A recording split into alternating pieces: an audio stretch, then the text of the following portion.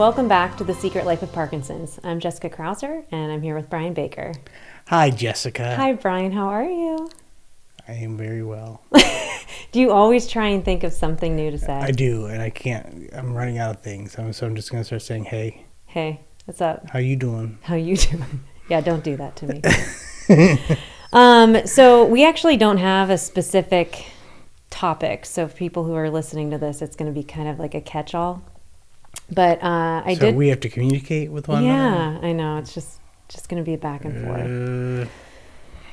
I know. I feel like there might need to be more people for that. But I would like to get an update on you because there is some exciting stuff going on post your DBS and all that. Do you want to share? So this week is my 7-year anniversary of being diagnosed. Oh, that's right. Okay, so your anniversary of being diagnosed. Of officially being diagnosed. I had symptoms long before, but officially being diagnosed. So it's been 7 years.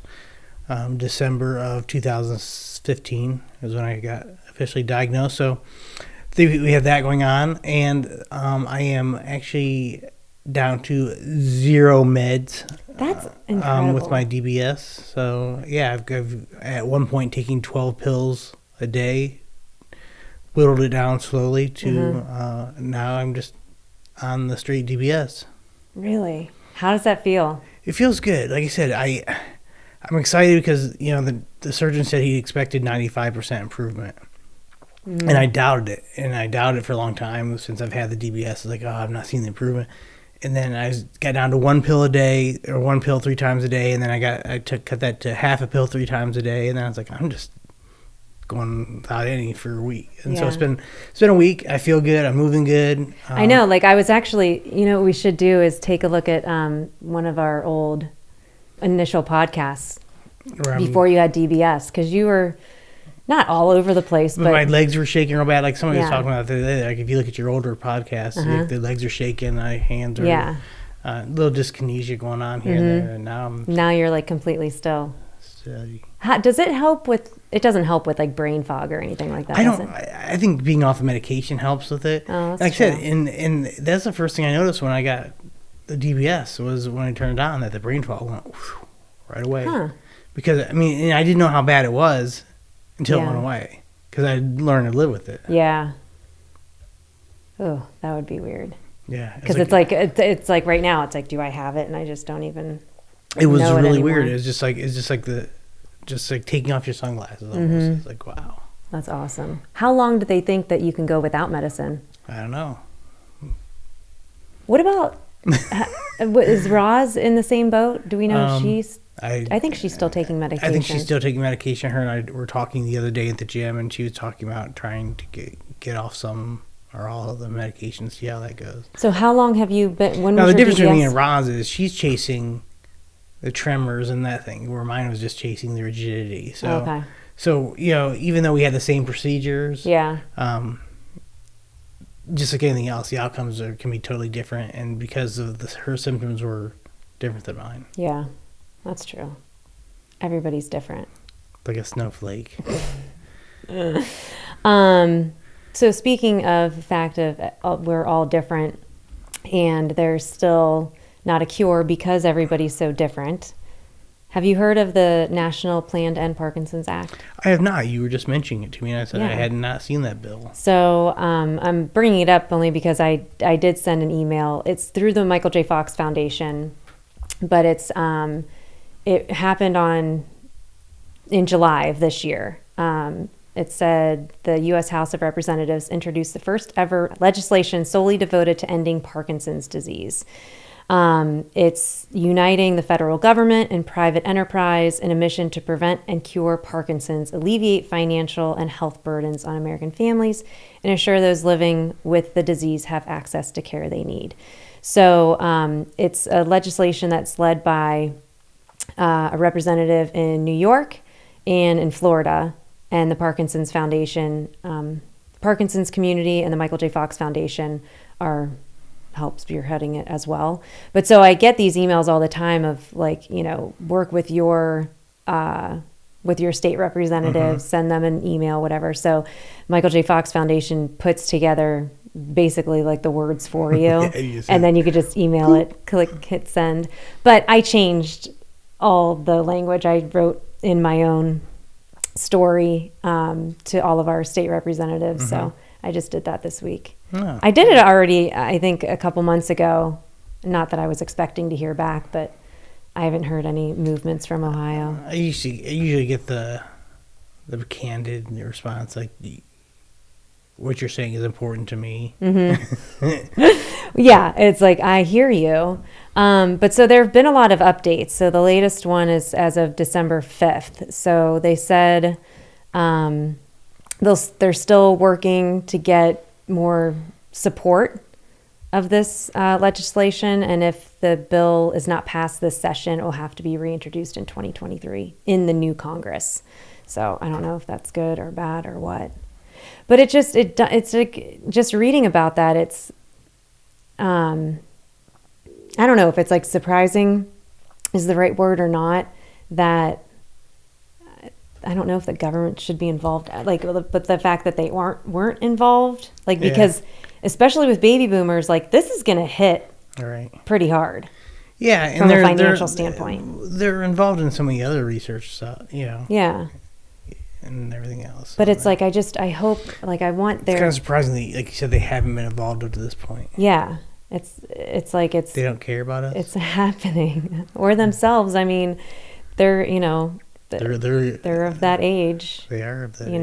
I mean, anybody over 60, it's more than likely to happen, but I don't know.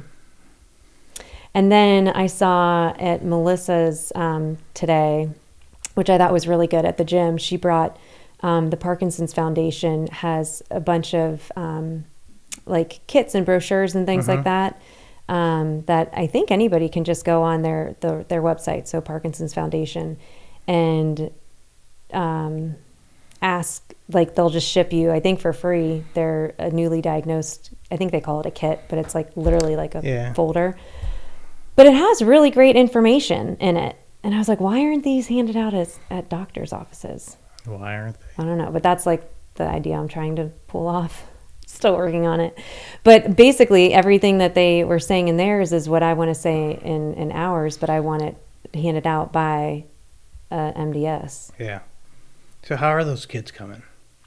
The kits are coming along. I actually just met with the team of people who are going to help us put together a prototype, because I want to actually try and get grant money to hopefully help fund it, because I think it's going to be expensive. And as you know, the money that we were raising for the 5K, 80% of it went to the Michael J. Fox Foundation for research, which is great. So looking to get a prototype of the kit and maybe even add more stuff in there. Because I don't know if there's, I know you don't really care about this, but there's a new makeup line. It's made for people with Parkinson's? It was actually designed by an individual who has Parkinson's, and she is a makeup artist? Makeup artist, I think in Hollywood, right? So they're helping me along.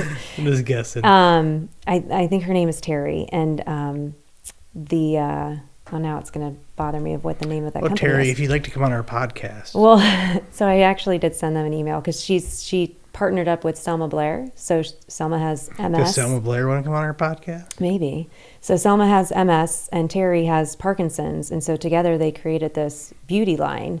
And I think it's supposed to help, like, the way that the brushes are shaped, and with our eyeliner. I know it's like struggles that you don't really have. No, it's those are very important things. It is. No, they are. I want to order some of the makeup and like have a little makeup day at the gym with all the ladies. Oh. It's called Guide Beauty.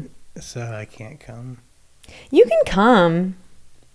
I don't know how much you'd like it or would want to do with it, but yeah, it's really Terry Bryant is her name. Guide Beauty. But yeah, they have an awesome video that they share, like how this. I'm starting to get a little jealous of these ladies you've been hanging out with, because you had wine night the other night with them, and you had. Ladies just like to, I know. party. Why can't we get invited? You can. I mean, we'll start our own club. You the can. beer club. Beer club? Would the guys ever get together? No. Yeah, come? maybe go to Krispy Kreme. Yeah, a breakfast place. Yeah. Go to McDonald's. I don't know why the women always get together. It's just something. You guys have bonded. Yeah, We haven't bonded. maybe you should. Nah. Watch a football game. Do you guys have anything in common? Ohio State football, Exercising, probably. yeah. Exercising, yes. Yes, exercising with Melissa. DBS. That's me and Steve. That's our thing. Yeah. So I heard you had a couple podcasts without me. I did have a couple podcasts without you. We just didn't have enough chairs. Mm-hmm. Sorry. That's how it begins, folks. That's how it begins. But the topics were really good. I mean, because it was all on voice and speech. Yeah, and I need some of that. Have you gone? No, I have not. Would you ever? If I got bad enough, I think I would. Do you hear yourself? Do you feel like you're? I think I've gone through stages, like where I used to talk really soft, and I've gotten over that now. But do you hear yourself trip over your Mumble? words? Yeah. Yes. Okay. Does that bother you? No. Why? Have you always done it? I don't think, no. Because there are things I think, like exercises they can do. So like I should do the E-O. Yeah. Or talk slowly. Or talk like this. Make Something sure I am like that. enunciating. Yeah. Yeah, I just need to talk slower. The problem is I think sometimes I'm thinking and talking at the same time. Yeah. It's a Parkinson's trying to multitasking. So maybe if I should stop and think about what I want to say before saying it. Then you probably wouldn't hurt a Then I lot of probably people's would. feelings too, because you Oh. don't think before you talk. Whose feelings do I hurt? Melissa's. Oh, that's... Okay, No, but it was good to hear about speech and voice because one of the things, and I'm going to say it again because I'm just still like really surprised by it, but 75% of all people living with Parkinson's will experience speech or voice symptoms, which sucks. I have to agree with that number. Think about the gym. Can you think about Yeah. 75% of people that, we have about 100 people in our group somewhere in that I guess area. I was just thinking about it from the standpoint of like myself. But you're not advanced in your Parkinson's I know. as some of us. I'm 3.5 years in. So it's just one of those things that the more you learn, the more you know, which is great. Right. But the more then you're just constantly thinking about what's coming down the pipe. We never know. Like I said, I had symptoms before that had gone away. I had a dropped leg. I had. How did it go away? Just by working on my walking and making sure. So some things just come and go? Yeah, for me, it's a soft speech. There's times where people couldn't hear me because I would talk a lot softer than I do now. Mm-hmm. I've had so many symptoms kind of come and go. I originally, like I said, I had symptoms on my right hand, my left hand took over. Now the symptoms on my left side are worse, so now my right hand's taking back over. Really? Yeah, it's weird. Yeah, so it's like playing tricks on you. it is. It's a funny disease. It's It a is. funny disease. Funny Jessica. disease. Yeah. Any other fun things you want to share? We have lots coming up in I know, January. We got a busy. I thought we were going with a schedule. It's gonna be packed with some good guests. Yeah, so Some very special guests. special guests, but some things coming up. We'll learn more about PPMI study. We're going to talk to somebody who has the genes, the genetic. I have my appointment tomorrow. Oh, that's right. You find out? Yes, with the neurologist that focuses on the genetic part of it Okay. at the Cleveland Clinic tomorrow. Interesting. Tomorrow morning, 9 Wow. a.m. 9 a.m. Bright and early. Santa's coming. Yep. Well, let me know, yeah. Yeah, maybe I'll be crying. Who knows? Are you going by yourself? No, I'm just doing it via Zoom. Oh, okay. Yeah. Do you need me? No, I'll be Okay. fine. You want somebody to come over and sit down next to you? No, I have my dogs. But yeah, we have a lot of really, really great things coming. Yeah, I keep hearing one topic keep coming up that they want to throw at us. What? Sex. Maybe. Yeah, a lot of people have questions. I have questions. You do? I mean, no, I have answers. Okay. I guess, well, I mean, I do. Like, I don't, it's not that I have questions. I just want to know, is what I'm going through similar to what other people are going through? Well, it's obviously much different being married than single. Yeah.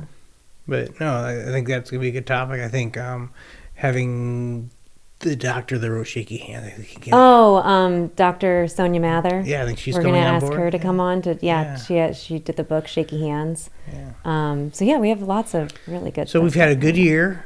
We've had a great year. We got a lot planned for next year. Mm-hmm. We're gonna keep it going. Yeah, and am I gonna be allowed to come back next You're year? allowed to come back. Okay. You're invited back. I didn't know if my contract expired at the end of the year. That invisible line we'll sign right there. Done. Steve said we can all come back. Oh, great. Well, thank you guys so much for tuning in. Definitely look forward to the new year of 2023. We have lots of exciting information that we'll be able to share with you. And I hope you enjoyed our podcast up until now. This was, again, our first year, and we're very happy that we started doing it. We've learned a lot along the way, and hopefully you have too. So have a great new year, and we'll see you in 2023. Thanks.